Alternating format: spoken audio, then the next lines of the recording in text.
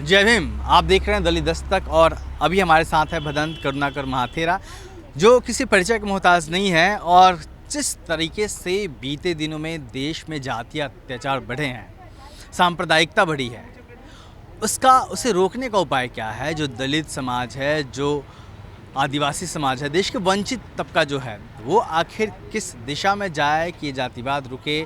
और ये अचानक से क्यों ऐसा हुआ है कि जातिवाद की बाढ़ आ गई है, जातीय उत्पीड़न बढ़ने लगा है? सर, आपका शुक्रिया, आपने समय दिया। सबसे पहले तो ये जिस तरीके से अचानक से बाढ़ आ गई है एट्रोसिटी की, उसकी वजह क्या देख रहे हैं आप? अभी ऐसा क्यों हो गया? सबसे पहले तो मैं दलित दस्तक को अपनी तरफ से बधाई देता हूं, जो हमारे दबे पिछड़े समाज की आवाज़ को जन जन तक पहुंचाने का काम कर रहे हैं। ये 2014 के बाद इस देश में जातिवाद बढ़ा है, जातिवाद के साथ साथ भेदभाव बढ़ा है।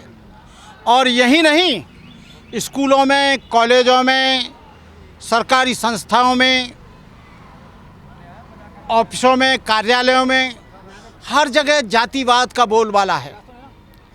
और जब से बीजेपी की सरकार आई है, क्योंकि वो आरएसएस की प्रोडक्ट सरकार है, और तब से आप देख रहे हैं, पहले ऐसा कभी नहीं होता था।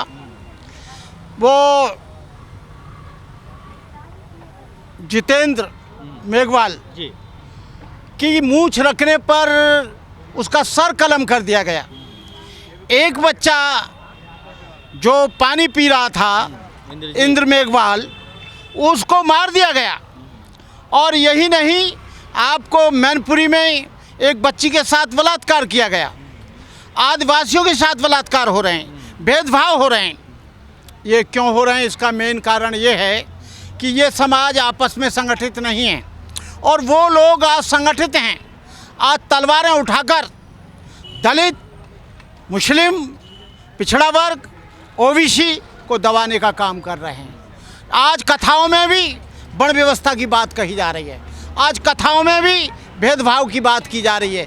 जो कथाएं पहले हुआ करती थीं, जो मानवता के लिए और लोगों को समझाने के लिए, लोगों के कल्याण करने के लिए, लोगों का चरित्र का विकास करने के लिए, लोगों को नैतिक शिक्षा देने के लिए, आज वो कथा भागवत पूरी की पूरी वर्ण व्यवस्था पर और मनुस्मृति पर आधारित हो गई हैं। आज आप जान रहे हैं, कॉन्स्टिट्यूशन जो है समता की बात करता है, मानवता की बात करता है, इंसानियत की बात करता है, गैर बराबरी की बात करता है। मनुष्य और मनुष्य कोई छोटा और बड़ा नहीं है। लेकिन मैं देख रहा हूँ कि आज आप लोग जो कथावाचक हैं, वो विषमता की बात कर रहे हैं, वर्ण व्यवस्था की बात कर रहे हैं, ऊंच नीच की बात कर रहे हैं, छुआछूत की बात कर रहे हैं। और उसी के कारण आप देख रहे हैं, छोटे छोटे बच्चों की मानसिकता में जातिवाद पनप रहा है। जो मिड डे का भोजन है, यदि कोई दलित बनाता है, यदि कोई पिछड़ा वर्ग की महिला बनाती है, या कोई आदिवासी महिला बनाती है, तो वो बच्चे उस खाने को खाने से इनकार कर देते हैं। जी, स्कूलों में काफ़ी आजकल तादाद बढ़ी है, स्कूलों से काफ़ी खबरें आ रही है एट्रोसिटी की। एट्रोसिटी तो लगातार होता ही रहा है, स्कूलों से आने की क्या वजह है? स्कूलों से आने की ये वजह है कि वहाँ जितने भी पढ़ाने वाले लोग हैं, वो मनुवादी मानसिकता के लोग हैं। वहाँ पर जितने भी काम करने वाले लोग हैं, स्कूल में और कॉलेजों में, वो मनु मानसिकता के लोग हैं। इस कारण से वो हो रहा है। जी, और सर कैसे रुकेगा ये? क्या अभी बहुजन समाज, जो दलित समाज, अम्बेडकरी समाज है, वो क्या करे कि इन चीज़ों पे लगाम लगाई जा सके? आपको उपाय क्या दिखता है?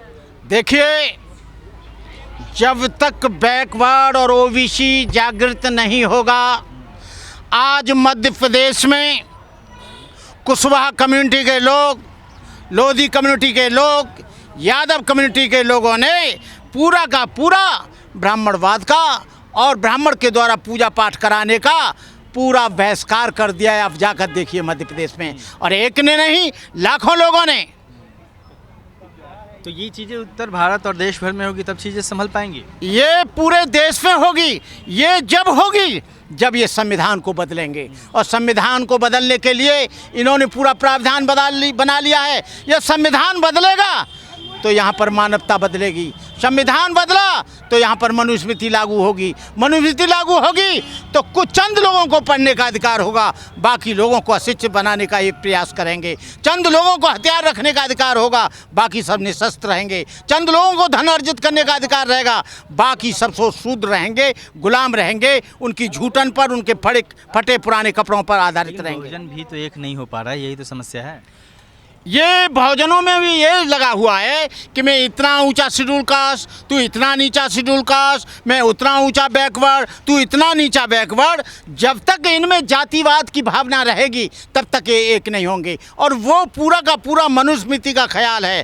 कहता है, यादव कहता है मैं लोधी से ऊंचा हूँ, लोधी कहता है मैं कहार से ऊंचा हूँ, कहार कहता है मैं लोहार से ऊंचा हूँ, चमार कहता है मैं पासवान से ऊंचा हूँ, पासवान कहता है मैं पासी ऊंचा हूं, पासी कहता है मैं धोबी से ऊंचा हूं, धोबी कहता है मैं धानुक से ऊंचा हूं, धानुक कहता है कि मैं तमाम जातियों के नाम बता दूं। जब तक इनमें सबकी कुटाई एक तरह से हो रही है, सबका शोषण एक तरीके से हो रहा है, सबका सारा जुल्म एक तरह से हो रहा है, बलात्कार एक तरह से हो रहा है। बलात्कारी ये नहीं देखता कि ये किस जाति का है, बलात्कारी ये देखता है वो शेड्यूल कास्ट है, बलात्कारी ये देखता है कि वो बैकवर्ड है, बलात्कारी ये देखता है कि वो ओबीसी का है, बलात्कारी ये देखता है कि वो आदिवासी का है। इसलिए मेरा कहना है कि सारे दलित, पिछड़े, ओबीसी, एससी और जितने भी लोग हैं, वो मुस्लिम लोग, सारे लोग एक हो जाएं। ये 95% हैं। जब इन लोगों को बरगला दिया जाता है, इन लोगों को कह दिया जाता है, जब ये इलेक्शन होता है, मस्जिद में टूट कर जब मंदिर बनती है, तब सब हिंदू हो जाते हैं। आप मंदिर मस्जिद की बात कर रहे हैं, आरएसएस तो मुसलमानों के पीछे भी घूमने लगी। आरएसएस के लोग तो मुस्लिमों से भी मिल रहे हैं। आरएसएस के लोग मुस्लिमों से भी मिल रहे हैं, पिछड़े वर्ग के लोगों से भी मिल रहे हैं। उन्होंने कुछ एजेंट ऐसे छोड़ दिए हैं वो अम्बेडकरवादियों से भी मिल रहे हैं, कुछ एजेंट ऐसे छोड़ दिए हैं कि वो आदिवासियों से भी मिल रहे हैं। वो उनके बहकावे में वो लोग नहीं आएंगे जो पढ़े लिखे लोग हैं, उनके बहकावे में वो लोग आते हैं जो लोग बेचारे काला अक्षर भैंस बराबर हैं। जिन लोगों ने एनिहिलेशन ऑफ कास्ट पढ़ी है, हूवर द शूद्राज पढ़ा है, अम्बेडकर लाइफ एंड मिशन पढ़ा है, उन्होंने कास्ट एंड इंडिया पढ़ी है, उन्होंने मनुस्मृति पढ़ी है, वो लोग इनके बहकावे में नहीं आएंगे। आज बैकवर्ड के लोग पूरा का पूरा जागृत हो गए। बैकवर्ड में ललित सिंह यादव, रामस्वरूप वर्मा, इनके साथ मैंने काम किया, वो लोग जगा कर चले गए। आज उन्हें अपने पूर्वजों की बात याद आ रही है कि हम इतने दिन तक गुलाम कैसे रहे। बहुत बहुत शुक्रिया सर। कैमरामैन वीरेंद्र के साथ मैं शुभदास, दलित दस्तक।